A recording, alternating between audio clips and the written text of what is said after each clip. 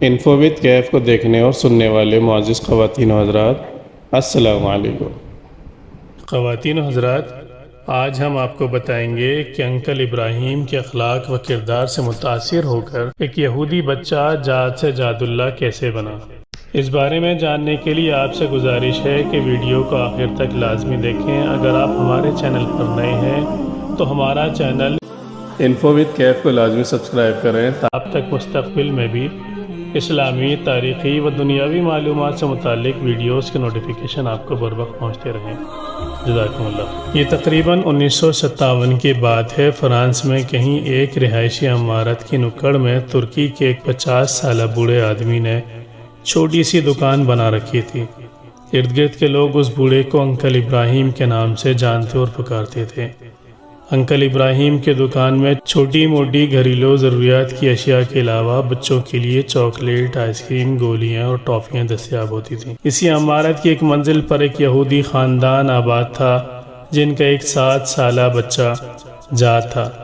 جاد تقریباً روزانہ ہی انکل ابراہیم کے دکان پر گھر کی چھوٹی موٹی ضروریات خریدنے کے لیے آتا تھا۔ دکان سے جاتے ہوئے انکل ابراہیم کو کسی اور کام میں مشغول پا کر جاد کبھی کبھی ایک چاکلیٹ چوری کرنا نہ بھولتا تھا۔ ایک بار جاد دکان سے جاتے ہوئے چاکلیٹ چوری کرنا بھول گیا۔ انکل ابراہیم نے جاد کو پیچھے سے آواز دیتے ہوئے کہا، جاد، آج چاکلیٹ نہیں اٹھاؤ گے کیا؟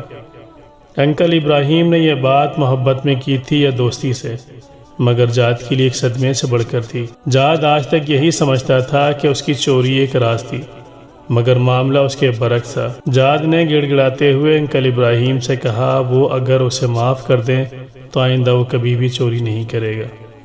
مگر انکل ابراہیم نے جاد سے کہا، اگر تم وعدہ کرو کہ اپنی زندگی میں کبھی بھی کسی کی چوری نہیں کرو گے تو روزانہ کا ایک چاکلیٹ میری طرف سے تمہارا ہوا۔ ہر بار دکان سے جاتے ہوئے لے جایا کرنا۔ بالآخر اسی بات پر جاد اور انکل کا اتفاق ہو گیا۔ وقت گزرتا گیا اور اس یہودی بچے جاد اور انکل ابراہیم کی محبت گہری سے گہری ہوتی چلی گئی، مگر ایسا ہو گیا کہ انکل ابراہیم ہی جاد کے لیے باپ، ماں اور دوست کا درجہ اختیار کر چکا تھا۔ جاد کو جب کبھی کسی مسئلے کا سامنا ہوتا یا پریشانی ہوتی تو انکل ابراہیم سے ہی کہتا۔ ایسے میں انکل میز کی دراز سے کتاب نکالتا اور جاد سے کہتا، کتاب کو کہیں سے بھی کھول کر دو۔ جاد کتاب کھولتا اور انکل وہیں سے 2 صفحے پڑھتا، جاد کو مسئلے کا حل بتاتا۔ جاد کا دل اطمینان پاتا اور وہ گھر چلا جاتا، اور اسی طرح ایک کے بعد ایک کرتے 17 سال گزر گئے۔ 17 سال کے بعد جب جاد 24 سال کے ایک نوجوان بنا تو انکل ابراہیم بھی اس حساب سے 67 سال کا ہو چکا تھا۔ داعی اجل کا بلاوا آیا اور انکل ابراہیم وفات پا گیا۔ اس نے اپنے بیٹوں کے پاس جاد کے لیے ایک صندوقچی چھوڑی تھی۔ اس کی وصیت تھی کہ اس کے مرنے کے بعد یہ صندوقچی اس یہودی نوجوان جاد کو تحفے میں دے دی جائے۔ جاد کو جب انکل کے بیٹوں نے صندوقچی دی اور اپنے والد کے مرنے کا بتایا تو جاد بہت غمگین ہوا، کیونکہ انکل ہی تو اس کا غمگسار اور مونس تھا۔ جاد نے صندوقچی کھول کر دیکھی تو اندر وہی کتاب تھی جسے کھول کر وہ انکل کو دیا کرتا تھا۔ جاد انکل کی نشانی گھر میں رکھ کر دوسرے کاموں میں مشغول ہو گیا، مگر ایک دن اسے کسی پریشانی نے آ گھیرا۔ آج انکل ہوتا تو اسے کتاب کھول کر 2 صفحے پڑھتا اور مسئلے کا حل سامنے آ جاتا۔ جاد کے ذہن میں انکل کا خیال آیا اور اس کے آنسو نکل آئے، کیوں نہ آج میں خودکشی کر لوں۔ کتاب کھولتے ہوئے وہ اپنے آپ سے مخاطب ہوا، لیکن کتاب کی زبان اور لکھائی اس کی سمجھ سے بالاتر تھی۔ کتاب اٹھا کر اپنے تیونسی عرب دوست کے پاس گیا اور اسے کہا، مجھے اس میں سے 2 صفحے پڑھ کر سناؤ۔ مطلب پوچھا اور اپنے مسئلے کا اسی میں سے خود حل نکالا۔ واپسی جاتے ہوئے پہلے اس نے اپنے دوست سے پوچھا، یہ کیسی کتاب ہے؟ تیونسی نے کہا، یہ ہم مسلمانوں کی کتاب قرآن ہے۔ جاد نے پوچھا، مسلمان کیسے بنتے ہیں؟ تیونسی نے کہا، کلمہ شہادت پڑھتے ہیں اور پھر شریعت پر عمل کرتے ہیں۔ جاد نے کہا، تو پھر سن لو، میں کہہ رہا ہوں، اشہد ان لا الہ الا اللہ و اشہد ان محمد عبدہ و رسولہ۔ جاد مسلمان ہو گیا اور اپنے لیے جاد اللہ القرآنی کا نام پسند کیا۔ نام کا اختیار اس کی قرآن سے ولہانہ محبت کا کھلا ثبوت تھا۔ جاد اللہ نے قرآن کی تعلیم حاصل کی، دین کو سمجھا اور اس کی تبلیغ شروع کر دی۔ یورپ میں اس کے ہاتھ پر 6000 سے زیادہ لوگوں نے اسلام قبول کیا۔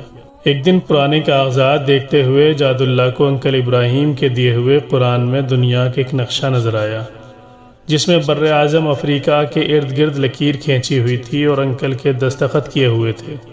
ساتھ میں انکل کے ہاتھ سے ہی آیت کریمہ لکھی ہوئی تھی، ادعو الی سبیل ربک بالحکمۃ والموعظۃ الحسنہ، اپنے رب کے راستے کی طرف دعوت دو حکمت اور عمدہ نصیحت کے ساتھ۔ جاد اللہ کو ایسا لگا جیسے یہ انکل کی اسی کے لیے وصیت ہو، اور وہ اسی وقت جاد اللہ نے اس وصیت پر عمل کرنے کی ٹھانی۔ جاد اللہ نے یورپ کو خیر آباد کہہ کر کینیا، سوڈان، یوگینڈا اور اس کے آس پاس کے ممالک کو اپنا مسکن بنایا۔